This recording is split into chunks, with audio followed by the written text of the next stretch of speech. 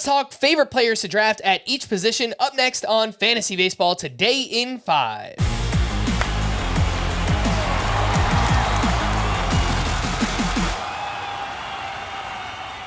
Welcome into FBT in 5 on Friday, March 15th. I am Frank Stanfield, joined by Scott White, and let's talk favorite players to draft at each position. And Scott, you are up with a catcher. Feel free to give me a catcher 1 and even a catcher 2. Ooh, okay. Catcher 1, favorite to draft at this point, probably Bo Naylor. You can get him at the very end of the draft in a one-catcher league, and I like that he is a disciplined hitter, both in terms of walks and strikeouts, and he's a catcher who can steal bases. So it's a close call whether he excels more in points leagues or categories leagues, which probably means he excels in both, and I think has a lot of upside there. Second catcher, I'm going to say Alejandro Kirk as a post-type sleeper. Some playing time issues there with Danny Jansen, but I think Kirk is a better hitter and a better defender, and if he can get that batting average up with that low strikeout rate, we all win. Mm-hmm. For my catcher 1, I've targeted a lot of Wilson Contreras or Logan O'Hoppe, who they're saying could play 125 or 135 games this year for the Angels. And then in deeper two-catcher leagues, I like to fall back on Ryan Jeffers of the Twins or Austin Wells with the Yankees. Let's go over to first base, your favorite to draft. I think people are not appreciating Matt Olson properly, the run and RBI monster that he is, not to mention the home runs. At the 1 to 2 turn, if I'm drafting there, I'm pretty much always taking Matt Olson. Later on, Vinny Pasquantino, post-type sleeper, did exactly what we wanted him to do through 38 games last year before his shoulder started bothering him. And now he's drafted outside the top 150. Like, nobody believes in him anymore. Well, I still believe in Vinny P. Baby. First base that I like to draft, like you, an early round option. Bryce Harper is someone that I do like quite a bit. Tristan Casas in the mid rounds, it's a race. Who can get Tristan Casas first? Because it seems like everyone likes Tristan Casas. But if I miss out on both of those, someone who I've really warmed up to is Christian Encarnacion Strand, who it seems like his playing time will be safer now that Noelvi Marte is suspended. Let's move on to second base, your favorite to target. Zach Geloff, the power speed upside he showed in a half season.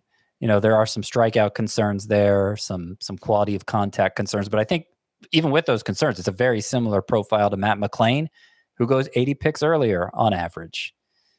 All right, for me at second base, usually one of the speedy options. I wind up with a lot of Bryson Stott, and if I wait at the position, Nolan Gorman, who certainly is not speedy, but hoping to provide 30-plus home runs this season. Third base, Jake Berger all the way. About 150 is where he goes in drafts. I think there's 40 homer upside. He basically got to 35 last year, even though he wasn't a full-time player till midseason. And he improved his batting average potential after joining the Marlins, cut way down on the strikeouts, cut down on his swing in a way that didn't compromise the power. So Jake Berger, I pretty much pass up all the early round options, knowing guys like that are available later at this position. I love Jake Berger as well if I could wait at the position. If I do spend up a little bit in the mid-rounds, Alex Bregman or Nolan Arenado. In a categories league, you can get them in the 7th or 8th round. Worth mentioning, if you want Alex Bregman in a points league, probably going to cost you a 3rd or 4th round pick because he is awesome in that format. Let's move over to shortstop.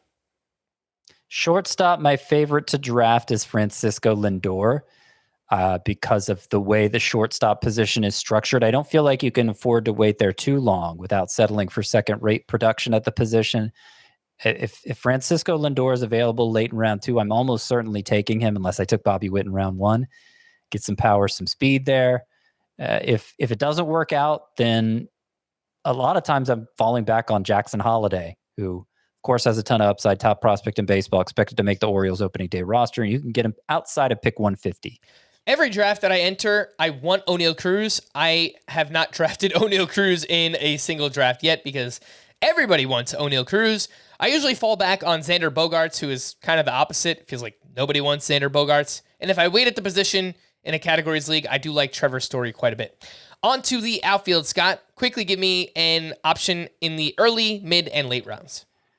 So obviously the 9 that can go in round 1, it's great if you can get one of those. But if not, Mike Trout in round 4 or 5, I don't think the upside's changed that much for him. People just keep getting scared of taking him, and the discount is enough. that you don't need to be. Josh Lowe was one of 8 players to have 20 homers, 30 steals last year. The others all go in rounds 1 and 2. Love drafting Josh Lowe. And I've really come around to Evan Carter. Deep lineup. He's going to have a prominent spot in it. Great on base skills. Hard to say how much power and speed he's going to provide, but some of both, at least 15 in both home runs and stolen bases with the potential for 25 or maybe even 30. Did you want some deep options there too? Deep options, let's say Christopher Morel for the power potential and Sal Frelick if you're looking for batting average or speed. All right, for me in the outfield early, I'm looking at Randy Arozarena. In the mid rounds, Seiya Suzuki. Think he breaks out, finally puts it together. In the late rounds, Tyler O'Neill entering a contract year, playing now in Fenway Park. I think it's a perfect fit. Starting pitcher, Scott, same thing, early, mid, late. Tarik, Skubal, and Cole Ragans for the strikeout upside early, and I think we're going to think of them as surefire aces by the time the year is done. Middle round options, I like Chris Sale. I like Mitch Keller, and more as like a stabilizing force. I like Chris Bassett, low whip, a lot of innings, and a good enough strikeout rate. For going deeper, most of these guys I like for the strikeouts. Nick Pivetta, Christopher Sanchez also has great ground ball and walk rates. AJ Puck, spring breakout. Nick Lodolo, and I'll stop with that. All right, starting pitcher early for me, Logan Webb. Just got to make sure to surround him with some strikeouts.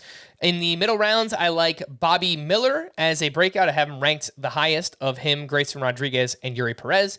And later on, I like Shota Imanaga, who has 19 strikeouts here in the spring. Relief pitcher, Scott, just give me a name.